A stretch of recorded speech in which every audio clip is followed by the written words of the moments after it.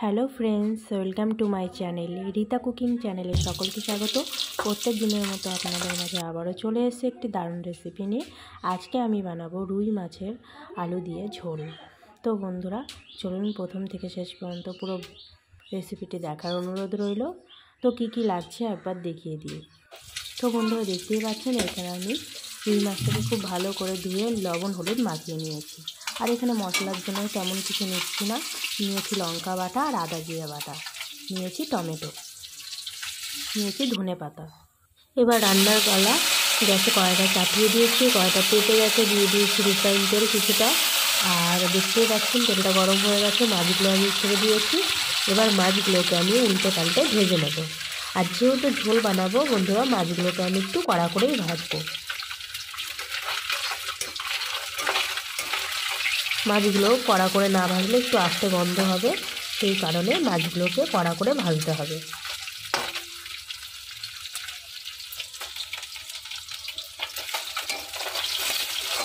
তো আমি জানি না বন্ধুরা, আমার রেসিপি কি রান্নার ভিডিও আপনাদের হয়তো ভালো লাগে না, সেই কারণে কোনো লাইক কমেন্ট আসে না।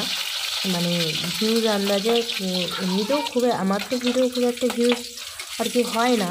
তো যেটুকু ভিউজ হয় সেই আন্দাজে তাও বলছি 400-500 যদি ভিউজ হয়, সেইখানে লাইক আসে 5টা 6টা, জানি না কেন। তো বন্ধুরা দেখতে পাচ্ছেন এখানে মাছগুলো ভাজা হয়ে গেছে, এবার আমি তুলে নিচ্ছি। তো সমস্ত মাছগুলোকে আমি ভেজে নিয়েছি। তো বন্ধুরা আমার একটাই অনুরোধ আপনাদের কাছে, যে পুরো রেসিপিটা দেখবেন, দেখার পরে যদি ভালো না লাগে তাহলে লাইক কমেন্ট করবেন না, আর যদি ভালো লাগে অবশ্যই একটা লাইক কমেন্ট করবেন। তো এবার আমি দিয়ে দিলাম তেলের পরে, এক্সট্রা কোনো আমি তেল দিইনি, ওই তেলের মধ্যেই মাছ ভাজার তেলে আমি দিয়ে দিলাম তেজপাতা আর গোটা গরম মশলা। গোটা গরম মশলাটা দিলাম যাতে সুন্দর সেন্ট আসে। আর দিয়ে দিলাম আলু। তো আলুগুলোকে আমি ভেজে নেব। আমি কোনো ডবল করে আর কি খাটবো না আর কি। এই একবারে আমি দিয়ে দিলাম তেলের উপরে তেজপাতা, গোটা গরম মশলা, তারপরে আলু। তো এবার আমি দিয়ে দিলাম স্বাদ মতো লবণ, পরিমাণ মতো লবণ দিয়ে খুন্তি দিয়ে একটু ভালো করে নাড়াচাড়া করে নিলাম আর কি, আলুগুলোকে মিশিয়ে নিলাম।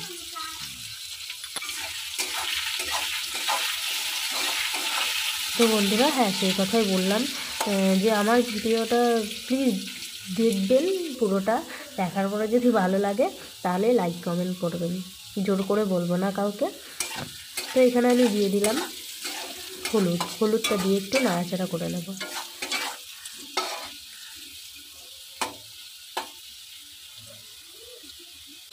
তো একটা কথাই বলবো, আপনাদের জন্য এই ভিডিও বানানো, অবশ্য আমার জন্যও তো বানানো। তো প্লিজ আপনারা একটু আমাকে সাপোর্ট করবেন। তো আলুগুলো ভাজা হয়ে গেছে বন্ধুরা কথা বলতে বলতে। এবার আমি দিয়ে দেবো টমেটো।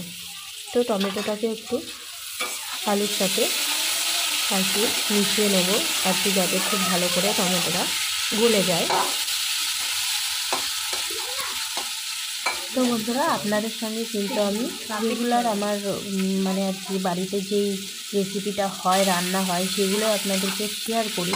কিন্তু আপনাদের যদি কোনো পছন্দের রেসিপি থাকে সেটা আমাকে শেয়ার করতে পারেন বা কমেন্টে জানাতে পারেন। অবশ্যই আমি আপনাদের মতো আর কি, আপনাদের যা ভালো লাগে সেটা আমি রান্না করব। তো আপনাদের পছন্দের কোনো রেসিপি থাকলে আমাকে বলতে পারেন, আমি অবশ্যই করব। তো এখানে আমি দিয়ে দিলাম আদা জিরে বাটা। তো এটাকে বেশ কিছুক্ষণ কষিয়ে নেওয়ার পরে দিয়ে দিলাম এখানে লঙ্কা বাটা।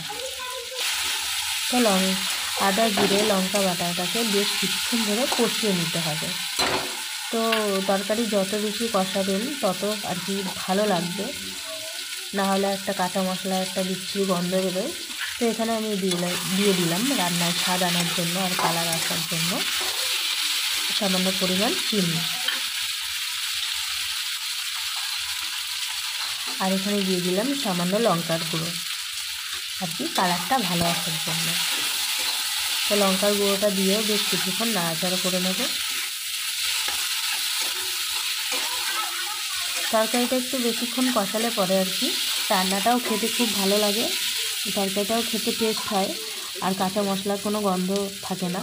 এই যে দেখতে পাচ্ছেন বন্ধুরা, এই যে তেল ছাড়ছে। তো আমি আরও কিছুক্ষণ কষিয়ে নেব।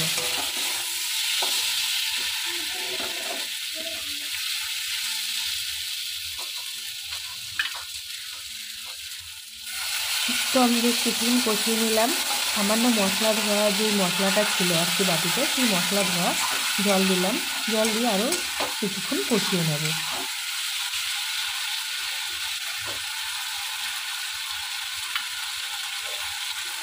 তো বন্ধুরা দেখতেই পাচ্ছেন আমি কষিয়ে নিয়েছি, আর কত সুন্দর কালারটা বেরিয়েছে। দেখুন কালারটা বেশ লাল, কত সুন্দর হয়েছে দেখতেই পাচ্ছেন। তো আমি আর একটু নাড়াচাড়া করে জল দিয়ে দেবো।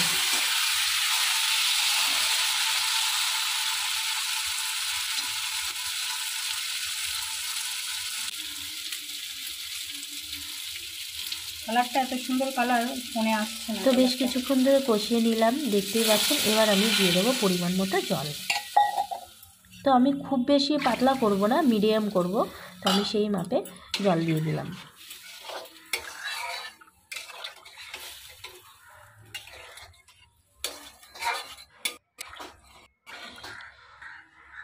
তো জল দিয়ে একটু খুন্তির সাহায্যে আমি মশলাটা আর কি খুব ভালো করে মিশিয়ে নিলাম। আর এবার আমি দিয়ে দিলাম লবণ। যেহেতু আমি দেখেছিলাম লবণটা একটু কম হয়েছে, তো সেই জন্য লবণটা দিয়ে দিলাম।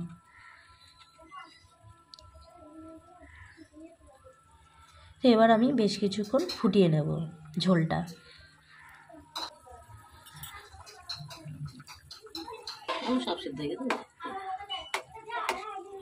তো বন্ধুরা আমি দেখলাম আলু সেদ্ধ হয়েছে কিনা খুন্তি দিয়ে।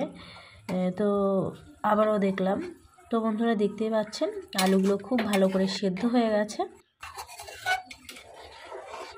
এবার ভেজে রাখা মাছগুলো দিয়ে দেবো। 2-3 দিয়েছো?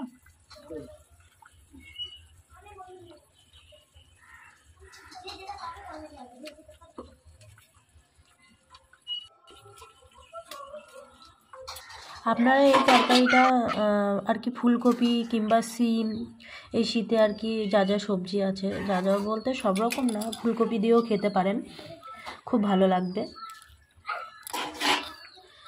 তো মাছগুলো খুব ভালো করে আমি ডুবিয়ে নিলাম, দেখতেই পাচ্ছেন। এবার বেশ কিছুক্ষণ ফুটিয়ে নেব। তো রান্নাটা প্রায় হয়েই গেছে। এবার আমি উপর থেকে দিয়ে দিলাম ধনেপাতা কুচি। এবার এটাকে একটু খুন্তি দিয়ে নাড়াচাড়া করে নামিয়ে নেব।